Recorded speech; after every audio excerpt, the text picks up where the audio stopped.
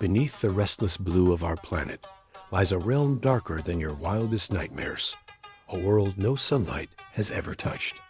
Today, we're diving where only a handful of humans have gone before, descending far past where whales can swim, where the Titanic sleeps, and deeper still into the ultimate unknown, Challenger Deep, the deepest point of the Mariana Trench, and the entire Earth. What was discovered on a record-shattering dive shocked the world and might change how you see our planet forever. But before we drop to the depths, let's set the stage. Why are we so obsessed with the deep sea? Maybe because it's one of the last true mysteries left. More people have stood on the moon than have touched the ocean's deepest floor. While we gaze at the stars, the black trenches below our feet hide secrets both ancient and alien. Since the dawn of seafaring, humans have told stories of monsters emerging from the inky deep.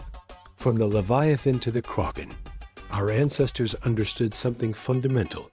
The deep ocean is not just another part of Earth, it is another world.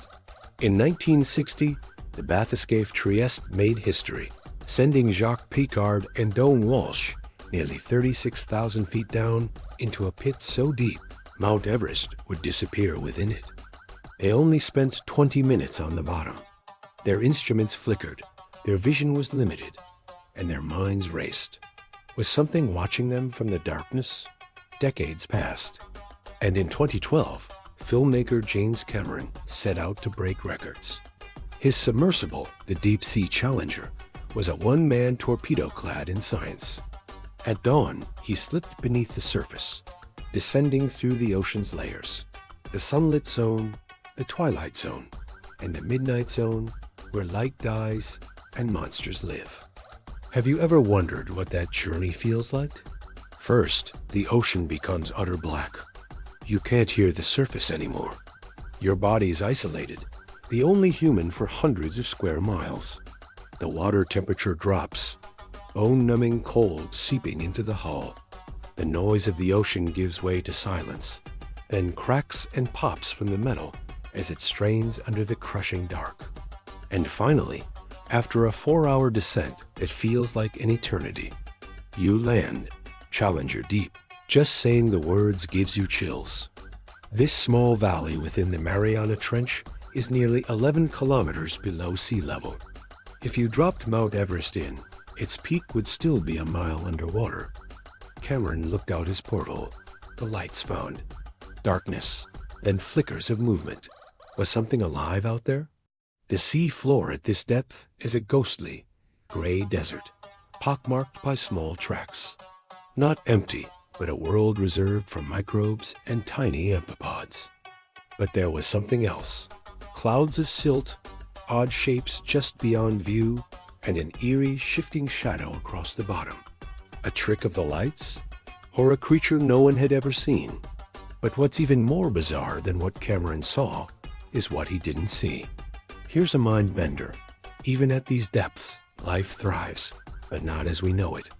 Imagine a shrimp with a body made of glass, or jellyfish with 30-foot tentacles. Researchers call it abyssal gigantism, the tendency for deep-sea creatures to grow big. Spiders reach the size of dinner plates, isopods look like armadillos, and worms grow taller than humans. And then there are the true monsters, the colossal squid, the Greenland shark. Some say the creatures that rise after underwater earthquakes are omens of disaster. Is it prophecy or just science? The food chain here is marine snow-endless flakes of dead organisms drifting down. To us, waste. To them, a feast. But these beasts wait, sometimes for years between meals. That's why they look so patient and so alien. Could larger things be hiding where no light shines?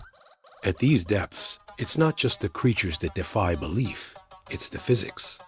Imagine being squished by the weight of 50 jumbo jets on every square inch. Why don't animals just flatten like pancakes? The answer is evolution in overdrive. Some fish have cell membranes perfectly balanced to keep their shapes. Others have transparent heads to see prey that glows in the dark. Some eat minerals from volcanic vents turning toxic soup into life-giving energy. Where energy is scarce, survival means being slow, efficient, and sometimes just plain weird. As our cameras panned the trench, scientists saw more anomalies. Giant tube forms clustered around volcanic vents, forming miniature cities. Tracks in the sediment, as if something massive had just passed by. Bursts of bioluminescent light signals or warnings. Undersea microphones sometimes pick up noises that no one can explain: low rumbles, metallic clangs. Scientists theorize about gas vents or earthquakes. But some wonder, could there be creatures we haven't identified? After all, we've only explored about 20% of the ocean floor. And what about legends like Atlantis or the Kraken? Fantasy, sure, but then again, coelacanths and giant squid were once myths too. If you're wondering why we haven't explored more, the answer is brutal. It's way harder to survive here than on the moon. Water pressure is relentless. Electronics fail. Navigation is nearly impossible. More than one expedition has ended in tragedy. Recent disasters, like the OceanGate Titan's implosion, remind us that we are strangers here. Even billionaires are at the mercy of the deep.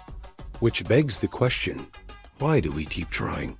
The answer: every time we go, we find something unexpected. Fossil microbes older than the dinosaurs. Living species with genetics totally unlike anything on land. Evidence that life can exist without sunlight, meaning maybe under the ice of other planets too.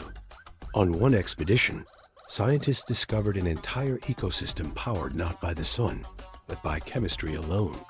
If life can thrive here, why not on Jupiter's moon, Europa? With each descent, we learn more about our own planet's birth, our climate, our future. Some even speculate we might find resources or medicines that will change life on the surface. Others, that we may wake one of Earth's oldest nightmares. Let's imagine you are in the sub. Here's what you'd experience. At 100 feet, the blue fades to gray. At 660 feet, sunlight dies. At 3,300 feet, the abyss begins. At 12,500 feet, you pass the Titanic's grave. At over 20,000 feet, it's absolute blackness. And at 36,000 feet, you reach Challenger Deep. A pressure of over 1,000 atmospheres. The hull creaks. But you are here, the deepest point on Earth. Here, you might see living slime, rare snailfish moving like ghosts, tracks with no explanation, and shadows that look, somehow, aware. So what's next for the deep sea? Some want to mine it. Some want to preserve its secrets. Others want to go deeper, longer, with robots and AI that could one day show us what's truly at the bottom. But a warning, every time we descend into the unknown, we risk finding the unimaginable. The ocean is not empty. It's alive, ancient, and it may guard secrets meant only for those bold enough to look. So, what will be found on the next dive? A new world? A new species? Or a shadow that proves we are not, and have never been truly alone? Maybe some mysteries should remain in the dark, or maybe the bravest among us will finally bring the deep secrets to the surface. Thanks for watching. If you love exploring the unknown, don't forget to like, subscribe, and share your deep sea theories in the comments. Until next time, stay curious. And remember, sometimes the greatest journeys begin in the darkest places.